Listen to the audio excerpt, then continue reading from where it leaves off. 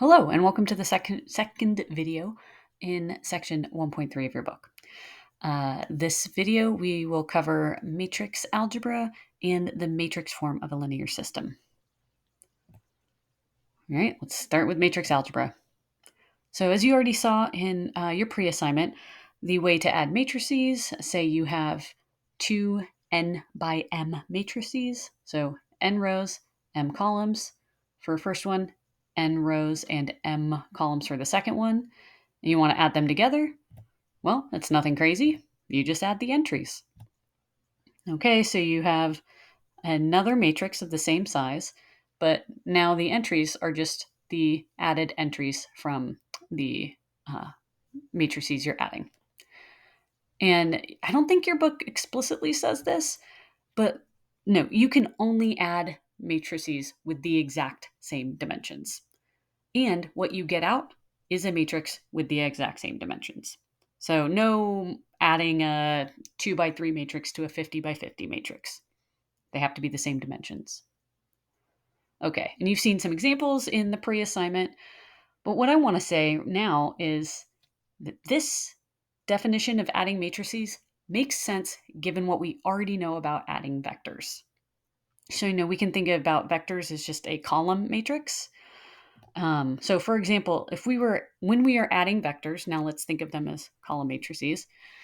Well, to add vectors, you add the components, and there's like a geometric reason for this. If we're like adding arrows in tip to tail addition, then adding the two arrows together and the new arrow you get is what you get from adding the components.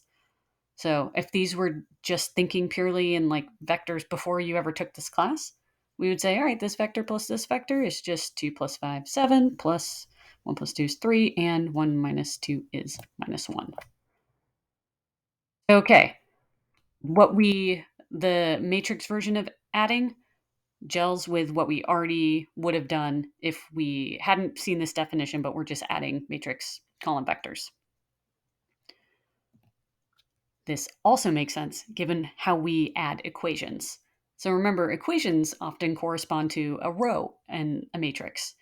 And so if we're adding two equations, say we're adding the equation 2x plus y equals 1 and 5x plus 2y equals negative 2, then when we're adding those two equations together, we would group like terms and we would say, okay, well, the new equation that we get is 2x plus 5x. We'd say it's 7x plus 3y equals minus 1. And so that's exactly corresponding to how we add row vectors or row matrices. So this should tell you that there is no other way we could consistently define adding matrices, given what we already know about the correlation between matrices and vectors and the matrices and equations. So, okay, we should feel rock solid about this definition. Another definition you saw in your reading was scaling matrices. So this is how do you multiply a number times a matrix? So, all right, nothing too exciting. You just multiply each entry by the number. So that's how you multiply a matrix times a number. And I want to emphasize again, this makes sense given how we were scaling vectors before we ever came to this class. So again, for example, we have a vector and 2, 1, 1, and if we think of it as an arrow, we want to scale that arrow, make it 3 times as long. Well, we have to multiply each coordinate by 3.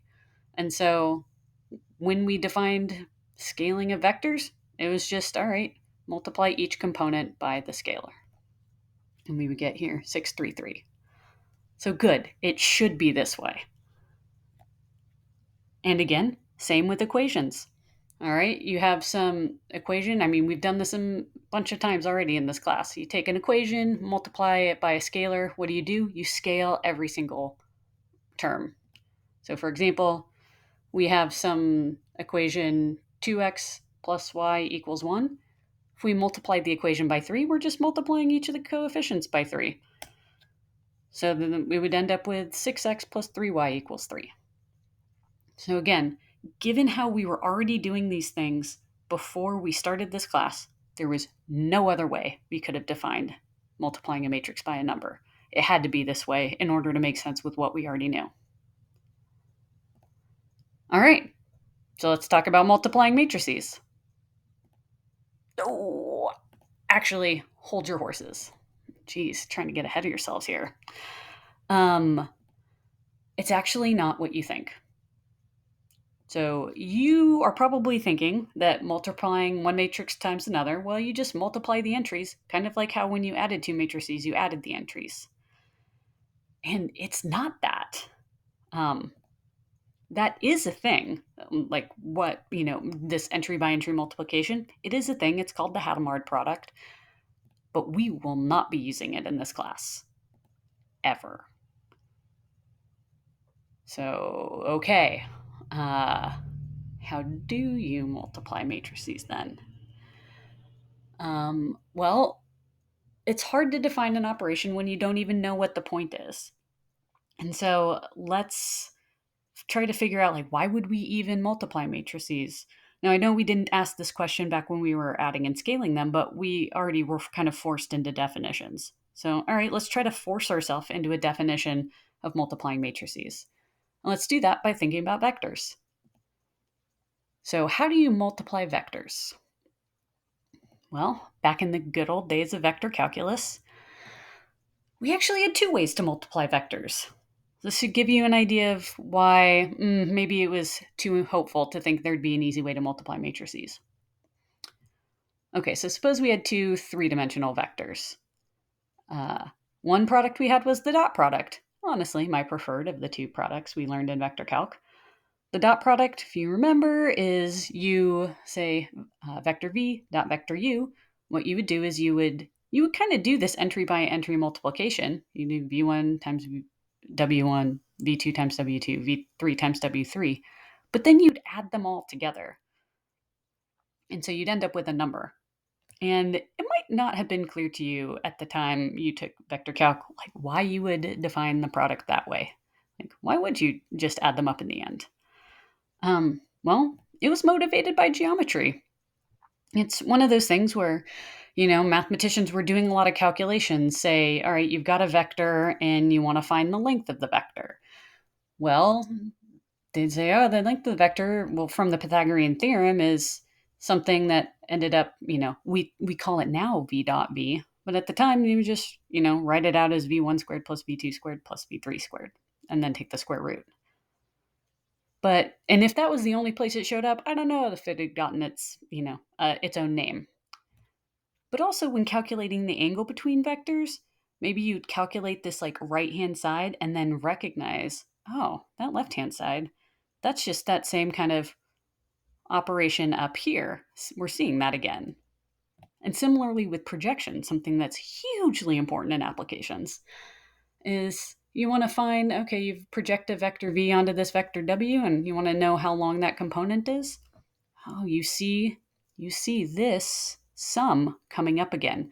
And you see it enough times in geometry and you start giving it a name. And so we gave it the name of the dot product. But yeah, this isn't the only product that we saw in vector calc. There's also the cross product. So something, vector v cross vector w is, well, it's a vector, but it's something horrible like that you're almost guaranteed to make a mistake in if you are calculating this thing by hand. Really, really don't like calculating the cross product. Yeah. And where did that come from? Well, it was also motivated by geometry. Here, the motivation was actually in finding an orthogonal vector. So if you have like some vector v and some vector w, and you just, using the dot product, tried to find an orthogonal vector, this is the first one you would calculate. And to everyone's great relief, we will not touch the cross product in this class. I even looked in the index of the book just to make sure. And we're not touching the cross product, only the dot product. You're welcome. And now in linear algebra, we have a concept of the dot product as well, and it's the same. So, all right, you take two column vectors, dot them together. You do it like it was written as, like you would have in vector calc. So it'd be 2 times 1 plus 0 times 2 plus 1 times 3. That's 5. And similarly, okay, you have a row vector times a column vector. Same thing, just multiply the entries and add them up. And so, no, in linear algebra, when we take the dot of two vectors, it can be a column vector times a column vector, or a row vector times a row vector, or a row times a column, column times a row. Either way. So it's not sensitive to whether you're multiplying rows or columns. All right. So the dot product is going to be important for how we define matrix times vector multiplication. And before we define matrix times vector, let's motivate the definition we end up with a little bit. So let's say we have this linear system here.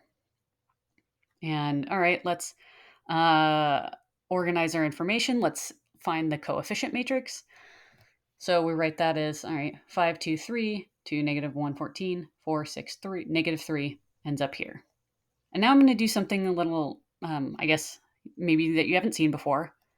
I'm going to write it in terms of its rows. So I'm going to write each row, think of each row as being its own vector. So this row 1 vector would be 5, 2, 3. This row 2 vector would be 2, negative 1, 14. And this row 3 vector would be 4, 6, negative 3. And so we kind of think of this coefficient matrix as like 3 row vectors stacked on top of each other. All right. Now we've got something we'll call the solution vector, or, it's also can be called the variable vector, but it's a column vector where the entries are our variables. And I'm going to follow your book, and it's just very standard to call this solution vector X. Just X with a vector arrow over it. And now, notice. Let's look at equation 1. 5x plus 2y plus 3z equals 1. That is 5x plus 2y plus 3z equals 1. That's just row 1 dot x vector equals 1. Similarly, equation 2. 2x minus y plus 14z equals 4. That's row 2 dotted this with the x vector equals 4. And also with equation 3, it's row 3 dot the solution vector equals 2. That gives us our third equation. So, okay, we are seeing the dot product. We're recognizing the dot product showing up in a linear system. So let's define the matrix vector product this way.